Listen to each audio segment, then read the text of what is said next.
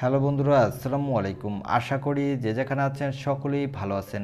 বন্ধুরা, স্যামসাং তাদের লোয়ার বাজেটের আরেকটি ফোন লঞ্চ করতে যাচ্ছে অফিসিয়ালভাবে বাংলাদেশে। এই ফোনটি হলো স্যামসাং গ্যালাক্সি A13। আজকের ভিডিওতে আমরা এই ফোনটি সম্পর্কে ফুল ডিটেল জানিয়ে দেব এবং এই ফোনটি এই এপ্রিল মাসে অফিসিয়ালভাবে স্যামসাং লঞ্চ করতে যাচ্ছে। তাই আজকের ভিডিওতে আমরা জানিয়ে দেব এই ফোনটি কী কী স্পেসিফিকেশন দিয়ে স্যামসাং অফিসিয়ালভাবে বাংলাদেশে লঞ্চ করতে যাচ্ছে এবং এই ফোনটির কত দাম রাখতে যাচ্ছে স্যামসাং। আর এই ফোনটি যে দামে লঞ্চ হচ্ছে এই দামে কি আমাদের আদৌ নেওয়া ঠিক হবে কিনা, বা এই দামে এর ভালো কোনো কম্পিটিটর বর্তমানে মার্কেটে আছে কিনা। চলুন আর কথা না বাড়িয়ে আমরা মূল ভিডিওতে চলে যাব। তবে মূল ভিডিওতে যাবার আগে আপনার কাছে ছোট্ট একটি রিকোয়েস্ট, আপনি যদি আমাদের চ্যানেলটি প্রথমবার ভিজিট করে থাকেন তাহলে প্লিজ আমাদের চ্যানেলটি সাবস্ক্রাইব করে পাশে থাকা বেল আইকনটি প্রেস করে রাখবেন। আর অলরেডি সাবস্ক্রাইব করে থাকলে থ্যাংক ইউ সো মাচ। প্রথমে আমরা এই ফোনটির লুক এবং ডিজাইন নিয়ে কথা বলবো। এই ফোনটির ব্যাক সাইডে দেওয়া হয়েছে ট্রিপল ক্যামেরা সেটআপ এবং এই ফোনটির সামনে দেওয়া হয়েছে একটি water drop notch cutting display এবং এই ফোনটির ফুল বডিটি হতে যাচ্ছে একটি প্লাস্টিক বডি এবং এই ফোনটির নিচের দিকে দেওয়া হবে ইউএসবি টাইপ সি এবং স্পিকার, সাথে থাকবে একটি 3.5 মিলিমিটার হেডফোন জ্যাক। এবারে আসা যাক এই ফোনটির ডিসপ্লে সেকশনে।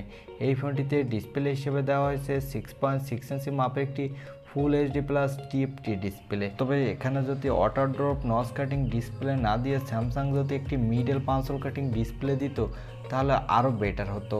এবারে আসা যাক এই ফোনটির ক্যামেরা সেটআপে। এই ফোনটির ব্যাক সাইডে দেওয়া হয়েছে ট্রিপল ক্যামেরা সেটআপ, যার প্রাইমারি লেন্স হলো 50 মেগাপিক্সেলের, সাথে দেওয়া হয়েছে একটি 5 মেগাপিক্সেলের ম্যাক্রো এবং 2 মেগাপিক্সেলের ডেপ সেন্সর। এই ফোনটির ব্যাক সাইডে ক্যামেরা দিয়ে আপনি full HD plus video record করতে পারবেন, সাথে মোটামুটি মানের ফটোগ্রাফিও করতে পারবেন। এখানে দেওয়া আছে একটি 8 মেগাপিক্সেলের সেলফি ক্যামেরা।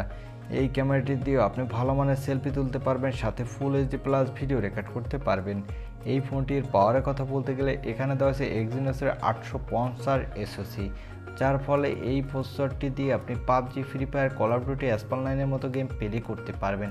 তবে হাই সেটিংসে প্লে করতে পারবেন না, সেক্ষেত্রে অনেক ল্যাগিং ইস্যু দেখা দিবে। এবং এই ফোনটিতে আউট অফ দ্য বক্স দেওয়া হয়েছে অ্যান্ড্রয়েড 12, এর ব্যাকহ্যান্ডে দেওয়া হয়েছে One UI 4।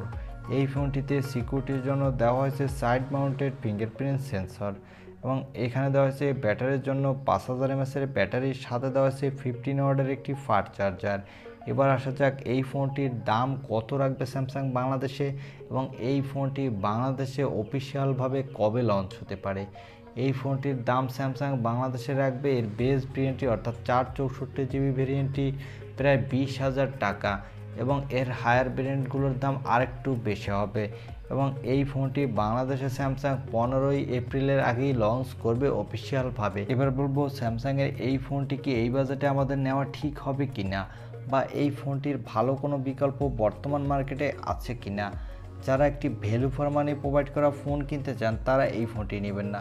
তবে যারা স্যামসাং লাভার আছে এবং টুকটাক ইউজ করতে চান, বিশেষ করে বেশি গেমিং করবেন না, ক্যাজুয়াল গেমার, তারা এই ফোনটি নিতে পারেন। এই ফোনটির থেকে ভালো একটি বিকল্প হতে পারে রেডমি নোট 11, কেননা সেই ফোনটিতে এই ফোনটির থেকে ভালো ডিসপ্লে, ভালো ক্যামেরা সেটআপ এবং ভালো চিপসেট দেওয়া হয়েছে।